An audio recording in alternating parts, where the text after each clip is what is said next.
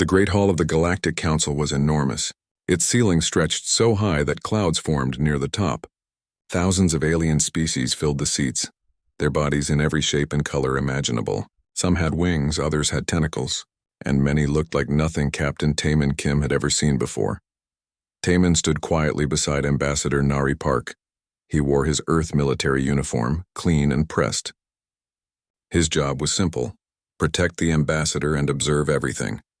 He had done this job for 3 years now, but today felt different. Today felt dangerous. Nari walked to the center platform.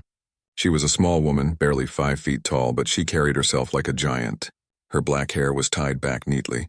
Her face showed no fear, even though every alien in the room was staring at her.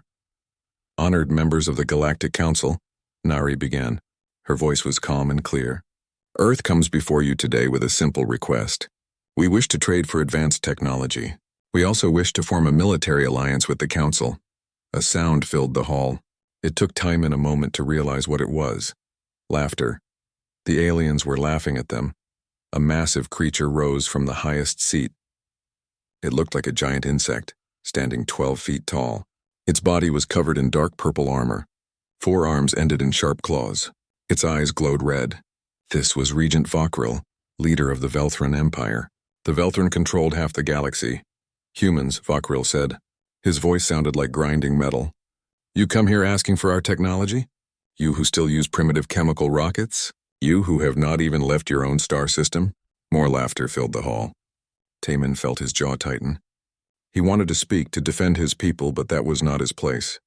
He had to stay silent. "We have advanced beyond your understanding," Nari said calmly. "Our stealth technology alone—" "Stealth technology!" Vokril interrupted. The laughter grew louder. "Yes, we have seen your so-called stealth ships. They are like children hiding under blankets. We can see them easily. Your technology is a joke." A blue-skinned alien from the left side of the hall spoke up. "The humans are primitive. They fight among themselves. They pollute their own world. Why should we help them?" Another alien, this one covered in green scales, added, "They have nothing to offer us. They are weak. Their ships are toys compared to ours." Nari stood perfectly still. Taman could see her hands, though. They were clenched into fists. She was angry, but she did not show it on her face. "Perhaps," Nari said slowly, "you should reconsider your assessment of human capabilities." Vokril made a sound that might have been a laugh. "Oh, and why is that, little human? What could you possibly do to change our minds?" "We came here in peace," Nari said. "We asked politely. We showed respect. But you have given us none in return." "Respect?" Vokril clicked his mandibles together. "Respect is earned, not given. You have earned nothing. Your entire species has achieved nothing worth noting." The regent moved closer to the platform. He towered over Nari. "I will make you an offer, human. The Velthran Empire will accept Earth as a protectorate. You will give us access to your world. You will serve us. In return, we will protect you from the dangers of the galaxy." "You mean you want us to be your slaves?" Nari said flatly. "We prefer the term protected species," Vokril said. "But call it what you wish. You have no other choice. Your military is weak. Your technology is primitive. You cannot survive out here alone." Taman watched the other aliens in the hall. Some looked uncomfortable. Most looked amused. A few looked hungry, like sharks circling prey. Earth had no friends here. Nari was silent for a long moment. Then she spoke. "We decline your offer." The hall went quiet. Vokril's eyes blazed brighter. "You decline? You foolish creature. Do you understand what you are refusing?" "I understand perfectly," Nari said. "You are offering slavery. Earth will never accept slavery." "Then Earth will stand alone," Vokril declared. "And when your enemies come, and they will come, do not expect help from this council. You will face the darkness of space with your toy ships and your primitive weapons. You will fail. You will beg us to save you, and perhaps we will. Or perhaps we will simply take what we want from your ashes." The threat was clear. Taman's hand moved toward his sidearm, but Nari gave him a tiny shake of her head. "Not now. You have made your position clear," Nari said. "Let me make ours equally clear. You have underestimated humanity today. You have mocked us. You have threatened us. These are mistakes you will regret." Vokril laughed again. "Threats? From you? What will you do, human? Send your primitive ships against us? We could destroy your entire world with a single fleet." Perhaps, Nari said. She turned to leave, then stopped. She looked back at Vakril. But perhaps you should ask yourself a question, Regent. If our technology is so primitive, if we are so weak and foolish, then why did you bother to threaten us at all? She did not wait for an answer. She walked away from the platform, her back straight, her head high. Taemin followed her. Behind them, the laughter started again. But this time it sounded forced, nervous. They walked through the long corridors of the council building in silence. Only when they reached their ship did Nari finally speak. Send a message to Admiral Hyunwoo, she said quietly. Tell him they rejected our offer. Tell him they made threats. And tell him, she paused, tell him to begin Operation Silent Thunder. Taemin felt a chill run down his spine. He had heard whispers about Silent Thunder. Every military officer had. But no one knew what it really meant. It was the most classified project in Earth's history. Are you sure, Ambassador? He asked. Nari looked at him. Her eyes were hard. They had their chance for peace. They chose war. Now they will learn what humanity is truly capable of. Taemin sent the message. As their ship lifted off from the council world, he looked back at the great building below. It looked so powerful, so permanent, but he could not shake a feeling. A feeling that everything was about to change. The aliens thought they knew humanity. They thought humans were weak, primitive, and foolish. They had made their judgments based on what they could see, but they had never asked themselves what they could not see. And that, Taemin thought, was their first mistake. The station called Olympus Forge floated in the darkness between stars.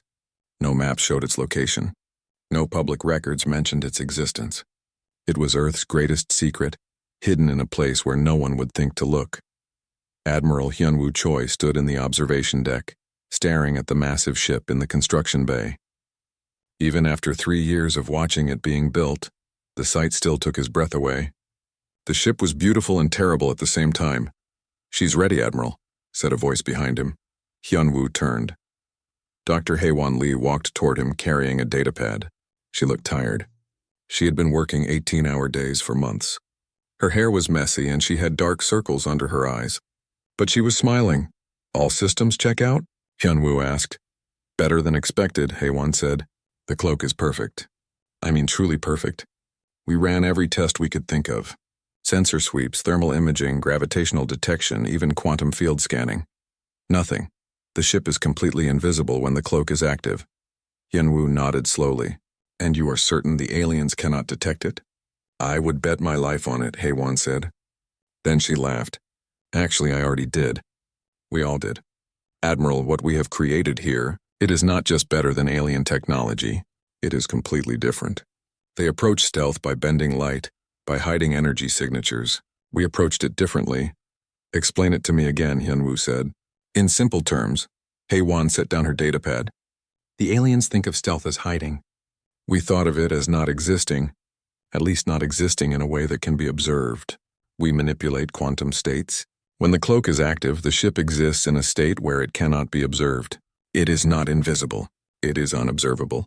Do you see the difference? Not really, Hyunwoo admitted. Haewon smiled. Think of it this way. The alien stealth makes a ship hard to see. Our stealth makes the universe forget the ship is there at all. Their sensors do not see an empty space where a ship should be. They see space that truly is empty. Because in that moment, in that quantum state, the ship is not interacting with normal space-time. That sounds like science fiction, Hyunwoo said. It was, until we made it real. Haewon looked at the ship. We got the idea from a crashed alien probe 15 years ago. But we took it in directions they never imagined. Humans have always been good at taking other people's ideas and improving them. The door opened. Commander Jaewon Park entered, followed by Lieutenant Yuna Song. Jaewon was young for a commander, only 35, but he was the best pilot Earth had ever produced. Yuna was even younger, but she understood weapon systems better than anyone alive. Admiral, Jaewon said, saluting. We received your message. The crew is ready. Good, Hyunwoo said. He pressed a button on the wall. A holographic display appeared, showing a star map. Intelligence reports indicate the Velthran Empire is preparing to attack our colonies. They plan to hit 3 worlds simultaneously. New Sol, Armstrong Station, and the mining colony on Kepler 442b. When? Yuna asked. Within the month, Hyunwoo said. Possibly sooner. The council meeting confirmed their intentions. They see us as weak. They think they can take what they want without consequences. They are wrong, Jaewon said quietly. Yes, Hyunwoo agreed, but we need to prove it. Commander Park, you and your crew will take the ES Retribution into Velthron space. Your mission is to demonstrate that humanity is not defenseless. Jaewon studied the star map. A show of force? More than that, Hyunwoo said. I want you to make them understand that their assumptions about us were completely wrong. I want you to make them afraid. Haewon spoke up. Admiral, the Retribution is powerful, but it is still just one ship. The Velthron have hundreds of warships, thousands probably. One ship is all we need, Hyunwoo said. If that ship can go anywhere, see anything, and strike without warning. Tell me, Doctor, what is more frightening? A large army you can see coming? Or a single ghost that could be anywhere? Understanding dawned on Haewon's face. You are going to use psychological warfare. I am going to teach them a lesson, Hyunwoo said. The same lesson humanity has taught its enemies throughout history. Do not mistake patience for weakness. Do not mistake peace for inability to wage war. Yuna looked at the massive ship through the window. She is beautiful. 3 kilometers long, crew of 800, weapons capable of destroying a small moon, and completely invisible. The Velthron have never seen anything like her. No one has, Jaewon said. When do we leave? Tomorrow morning, Hyunwoo said. Your crew is already aboard making final preparations. You will have complete operational freedom. Your only order is this. Make humanity's point clearly. What point is that, sir? Jaewon asked. Hyunwoo looked at each of them in turn. That we asked nicely once. We will not ask again. Later that night, Jaewon walked through the Retribution's corridors. The ship hummed with quiet power. Everything was new, clean, and perfectly designed. This was not like the old military vessels he had trained on. This was something completely different. He entered the bridge. Officers sat at their stations, checking systems, running diagnostics. They all looked up when he entered. They were young, most of them. The oldest was 42. The youngest was 23. They had been chosen carefully, not just for their skills, but for their ability to think creatively, to adapt, to do what needed to be done.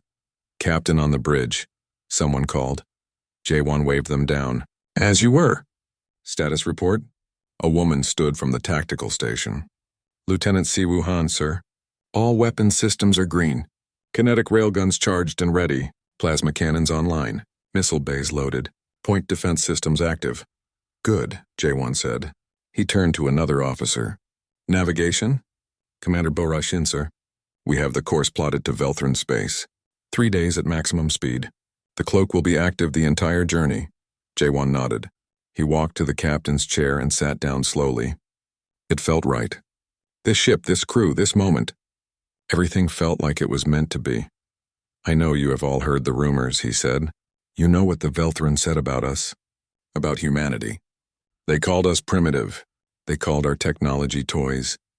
They laughed at us. The bridge was silent. Every eye was on him. They think they know us, Jaewon continued. They have studied our public transmissions. They have seen our commercial ships. They have observed our colonies. And based on what they saw, they concluded we were weak. He stood up, but they never asked themselves what they had not seen. They never wondered what we might be keeping secret. They never considered that a species that survived ice ages, world wars, and nuclear weapons might have learned a thing or two about survival. Siwoo smiled. Bora sat straighter in her chair.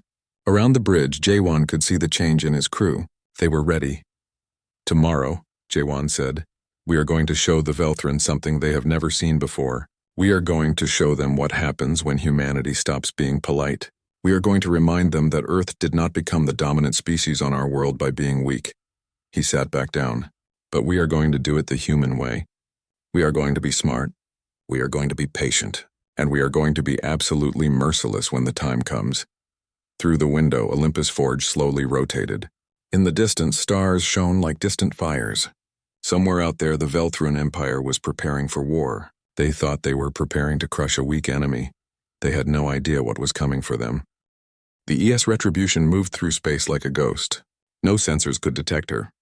No eyes could see her. She was a shadow among shadows, invisible and silent. Captain Jaewon Park sat in his command chair, watching the main display. It showed the Velthron invasion fleet ahead, 47 warships, each one massive and heavily armed. They were heading toward human space, toward Earth's colonies, toward innocent people who had never done anything to deserve this. They are broadcasting on open channels, said Lieutenant Jia Yun from the communication station. Do you want to hear it? Put it on, Jae-won said. A voice filled the bridge. It was Velthrun, speaking through a translator. The words were harsh and cruel. Attention, primitive species called humans. This is Fleet Commander Zaltok of the Velthrun Empire. We are coming to your colonies. We will take them. We will take your resources. We will take your people. You refused our generous offer of protection. Now you will learn what happens to those who defy the Velthrun Empire. The message continued. Your toy ships cannot stop us. Your primitive weapons cannot harm us. In 3 days we will reach your first colony.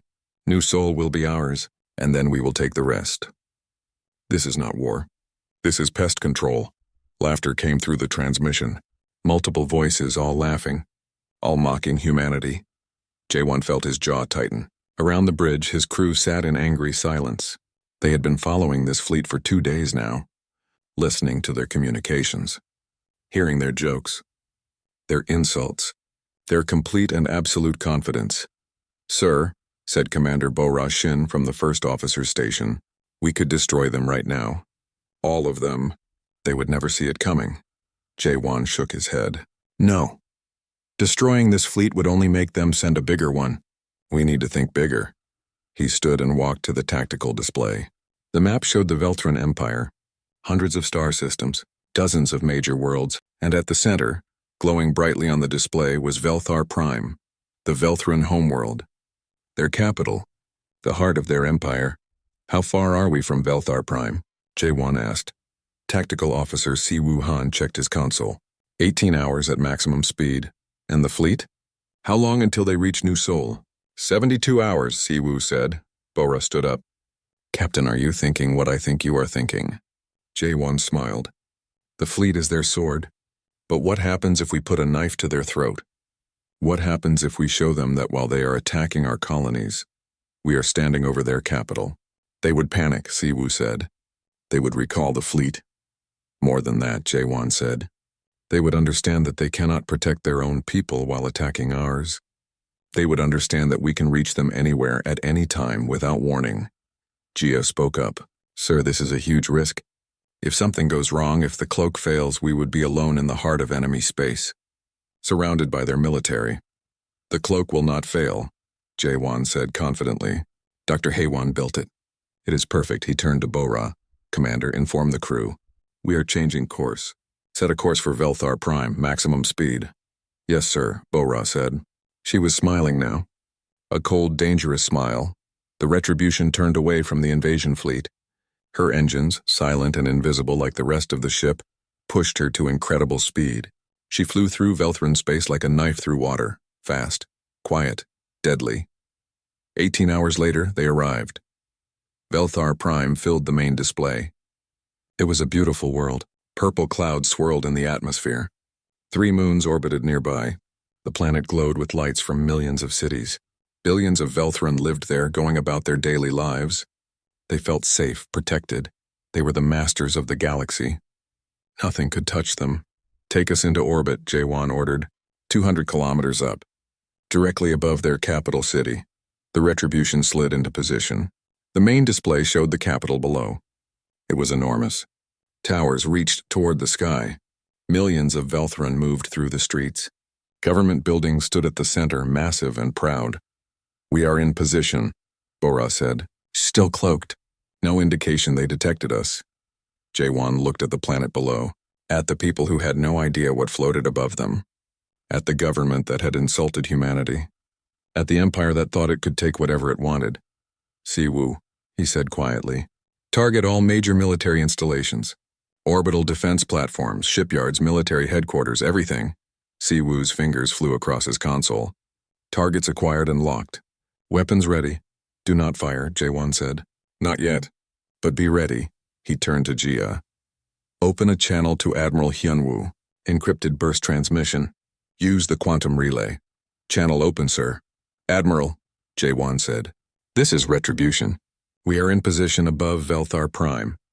The invasion fleet is still 72 hours from our colonies. Request permission to proceed with the demonstration. There was a pause. Then Admiral Hyunwoo's voice came through, clear and strong. Permission granted, Captain. Show them what humanity can do. But J1? Try not to start a war we cannot win. Understood, sir. Retribution out. J1 sat back in his chair. Now we wait. GS monitor all Velthron communications. I want to know the moment they realize what is about to happen. Yes, sir. Hours passed.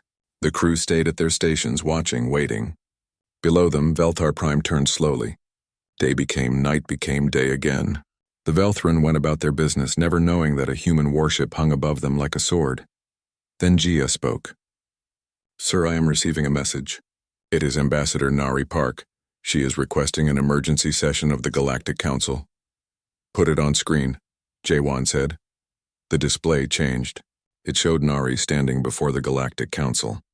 The same place where they had humiliated her days before. She looked calm, confident.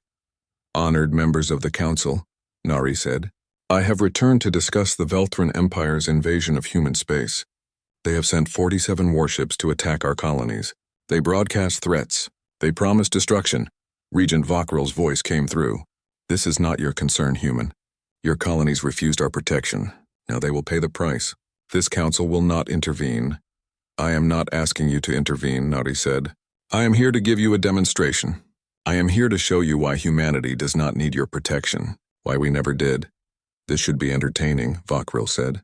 Jaewon could hear the mockery in his voice. What will you show us? Your primitive chemical rockets? Your toy soldiers? Nari smiled. It was not a friendly smile. No, Regent. I am going to show you our battleship. The one that is currently floating above your capital city. The one your sensors never detected. The one that has been there for the last 6 hours. Silence. Absolute silence. You are lying, Vokril said, but his voice was uncertain now. Captain Park, Nari said, speaking directly to the camera. Show them. Jaewon took a deep breath. This was the moment. Everything came down to this. Deactivate the cloak, he ordered. Siwoo pressed a button. Cloak offline. For 6 hours, the retribution had been invisible. For 6 hours, she had hung above Velthar Prime like a ghost. Now suddenly she was real. 3 kilometers of warship appeared in the sky above the Velthran capital. Massive, armed, powerful, and completely, impossibly there. On the planet below, alarms started screaming. Panic spread through Velthar Prime like wildfire.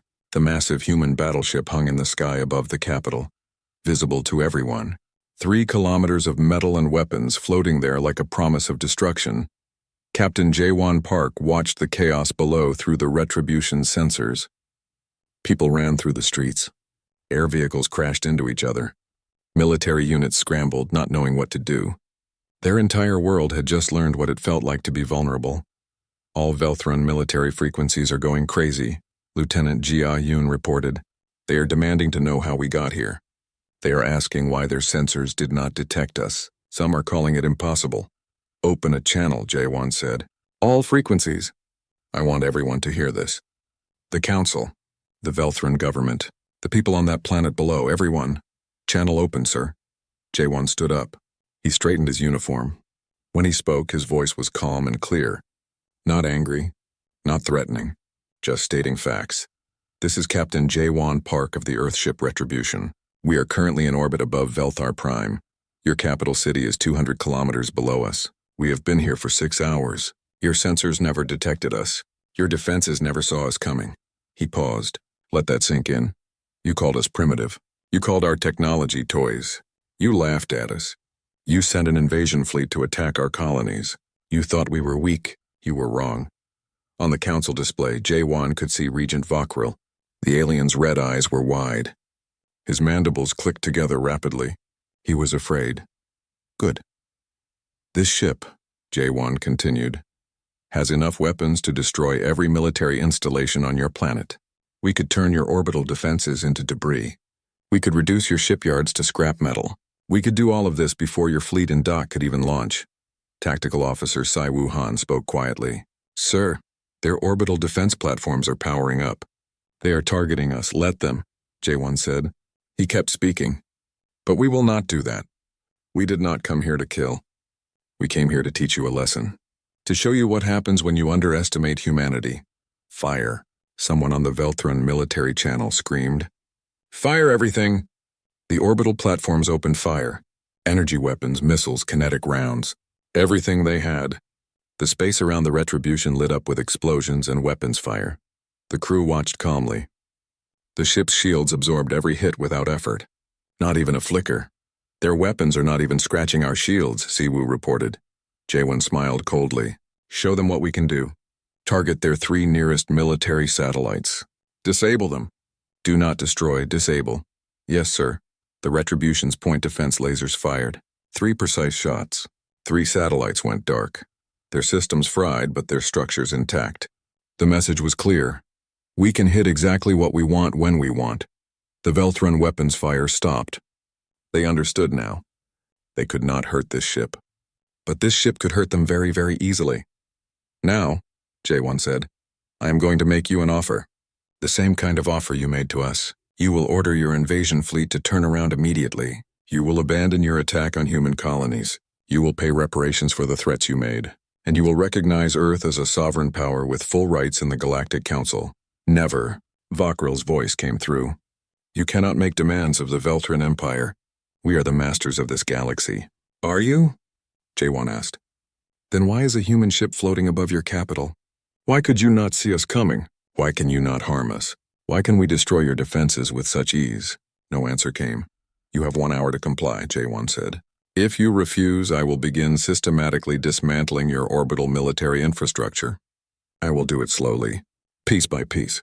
And the entire galaxy will watch as the mighty Velthron Empire proves unable to defend its own homeworld. He nodded to Jia. She cut the transmission. Captain, Commander Bora Shin said quietly, they will refuse. Pride will not let them surrender so easily. I know, Jaewon said, and that is exactly what I am counting on. 40 minutes passed.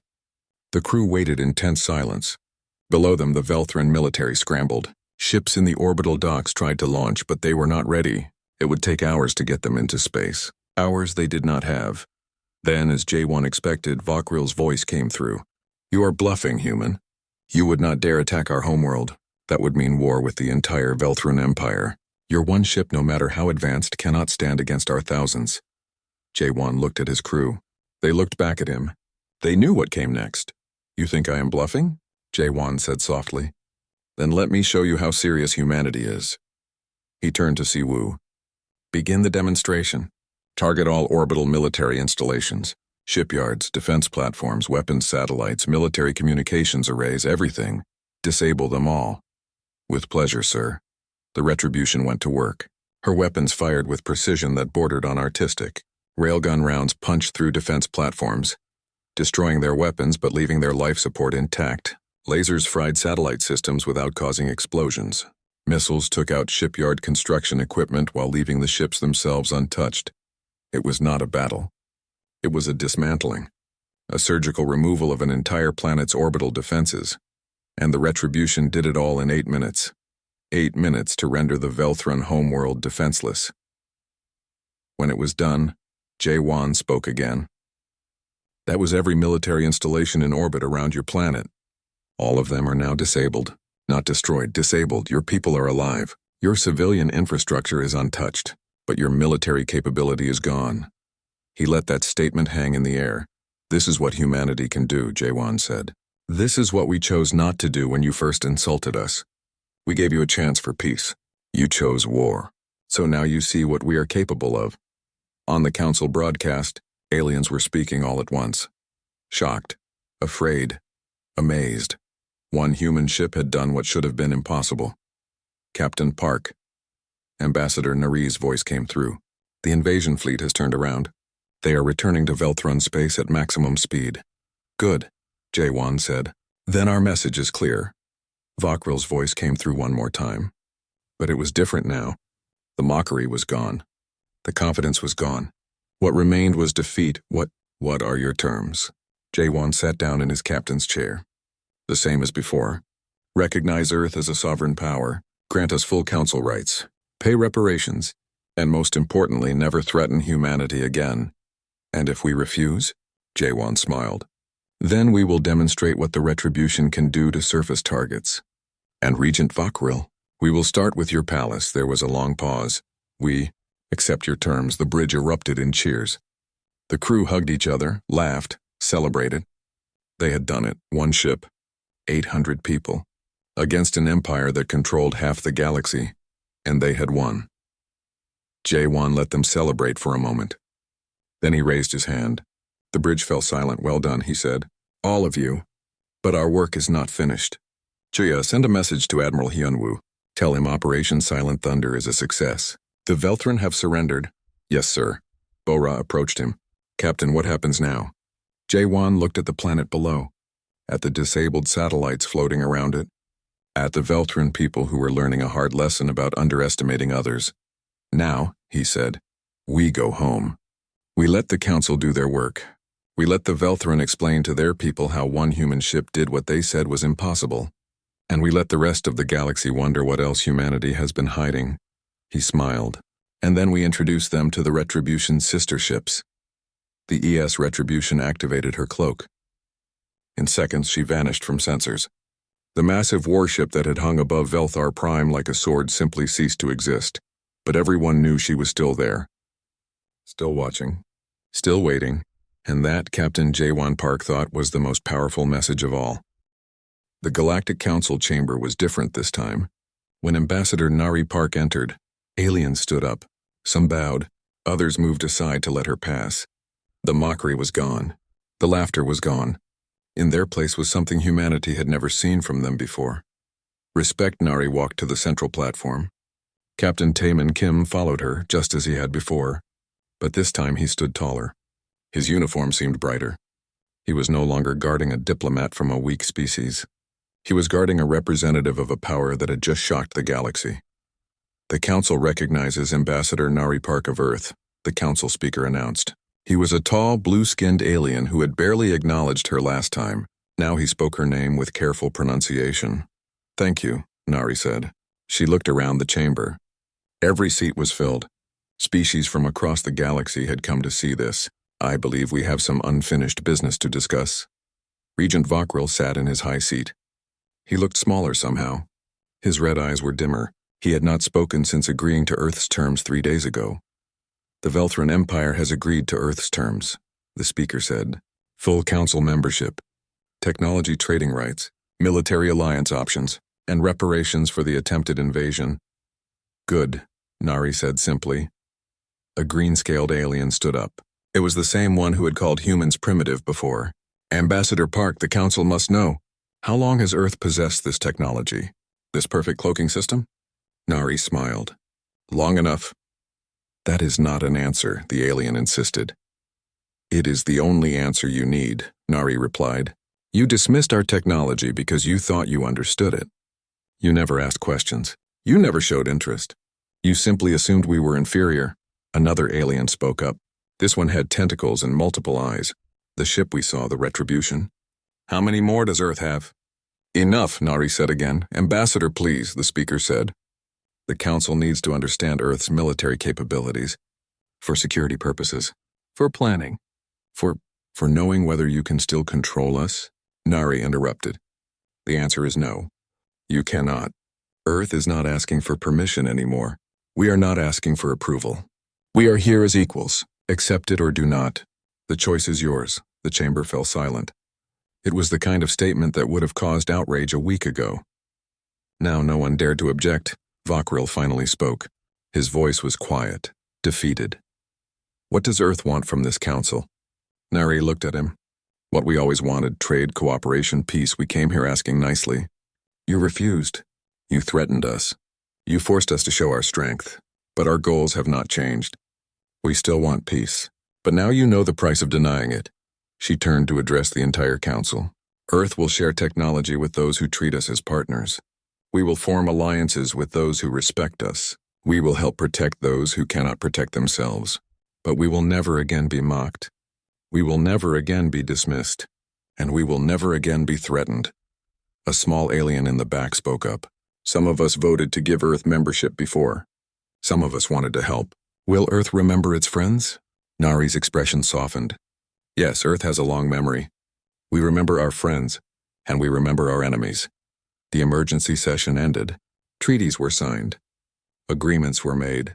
Earth officially became a full member of the Galactic Council, with all rights and privileges. Technology exchanges were arranged. Trade routes were opened.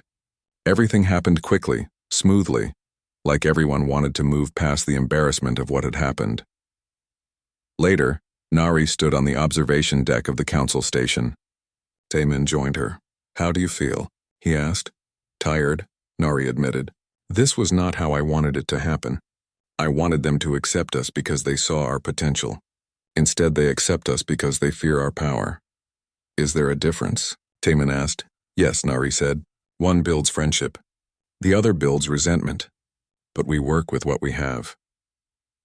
Back on Earth, in the secret station called Olympus Forge, Admiral Hyun-Woo Choi stood before the media. It was the first time most humans had heard about Project Phantom. The first time they learned about the retribution. The first time they understood what their government had been building. "For 15 years, Hyun-Woo said to the cameras, humanity has been preparing. Not for conquest, not for empire, but for survival. We knew the galaxy was dangerous. We knew we needed to be strong. So we became strong, quietly, secretly, patiently." Dr. Hae-Won Lee stood beside him. She looked nervous in front of so many cameras, but her voice was clear when she spoke. "The technology behind the retribution represents humanity's greatest achievement. We took ideas from across the galaxy and improved them. We thought differently. We innovated, and we succeeded beyond anyone's expectations." A reporter asked, "How many ships like the Retribution does Earth have?" Hae-Won smiled. "The Retribution is not alone. Can you be more specific?" "No," Hyun-Woo said firmly. "That information remains classified. But I will say this. Any species that threatens Earth will find themselves facing more than one ship. Much more. In space, far from any inhabited system, 6 massive battleships floated in formation. They were all identical to the Retribution, 3 kilometers long, heavily armed, perfectly cloaked. They had been completed months ago, waiting for the day they might be needed. Commander Jae-Won Park, now promoted to captain of the fleet, stood on the bridge of the Retribution. Around him, floating in perfect formation, were the ES Vengeance, the ES Defiance, the ES Resolute, the ES Indomitable, the ES Sentinel, and the ES Guardian. 7 ships, 7 perfect cloaked battleships, 7 promises that humanity would never be defenseless again. "All ships report ready," Bora said from the communications station. She was now his second in command for the entire fleet. "Good," Jae-Won said. "Activate cloaks. Disperse to assigned patrol zones. Remember, we are not conquerors. We are guardians. We protect Earth and her allies. We watch for threats, and if threats emerge, we eliminate them." "Yes, sir," came 7 responses from 7 different ships. One by one, the battleships vanished. They spread out across the galaxy, invisible guardians watching over humanity's interests. No one knew where they were. No sensors could track them. They were ghosts in the darkness waiting. On Velthar Prime, the Velthran worked to repair their orbital defenses. But things had changed. People looked up at the sky differently now. They remembered the day a human ship had appeared above their capital. They remembered feeling helpless, vulnerable, afraid. The Empire's propaganda tried to minimize it. They called it a lucky strike, a surprise attack. They promised it would never happen again. But everyone knew the truth. The galaxy's balance of power had shifted. Humanity was no longer the weak newcomer. They were a force to be reckoned with. In the council chambers, species that had ignored Earth now sent diplomats to negotiate. They offered technology, resources, and alliances. They wanted to be on humanity's good side. Some did it out of greed, hoping to gain access to human stealth technology. Others did it out of fear, hoping to avoid Earth's weapons. A few did it out of genuine respect, finally seeing humanity for what it truly was. Back on Earth, in a small apartment in New Seoul, a mother held her daughter. The colony had been saved from the Velthran invasion. They were safe because of the retribution, because of Captain Jae-Won Park and his crew, because humanity had been preparing for this day. "Mommy," the little girl asked, "are the bad aliens gone?" "Yes, sweetheart," her mother said. "They are gone, and they will not come back. Because brave people protect us, because Earth is strong. The little girl smiled and went to sleep feeling safe. Across the galaxy, that same feeling spread. Human colonies no longer feared attack. Human traders no longer worried about pirates. Human diplomats no longer faced mockery. Earth had sent a message to the galaxy, a message that was heard clearly by everyone. Do not mistake our desire for peace as inability to wage war. Do not mistake our patience as weakness. Do not mistake our silence as ignorance. We are humanity. We survived ice ages, world wars, and nuclear weapons. We climbed from caves to the stars. We are builders and creators, yes. But when pushed, when threatened, when given no other choice, we are also warriors, and we are very, very good at it. Ambassador Nari Park stood on the council floor, looking out at the assembled species. She thought about the journey that had brought them here. The insults, the threats. The moment the retribution decloaked above Velthar Prime. The shock, the fear, the change. She had one more thing to say, one more message to deliver. Earth looks forward to working with all of you, she said. We hope for friendship, for cooperation, for a brighter future together. But remember this day. Remember what happened when you mocked us, when you threatened us, when you underestimated us. She paused. Let the words sink in, remember it, and choose wisely how you treat us in the future. The council session ended. Nari walked out, Taemin beside her. Behind her, the aliens whispered among themselves. The galaxy had changed. A new power had emerged. Not through conquest, not through aggression, but through preparation, innovation, and the willingness to show strength when necessary. Humanity had joined the Galactic Council. Not as children asking for protection, not as supplicants begging for scraps, but as equals, as partners, as a species that commanded respect.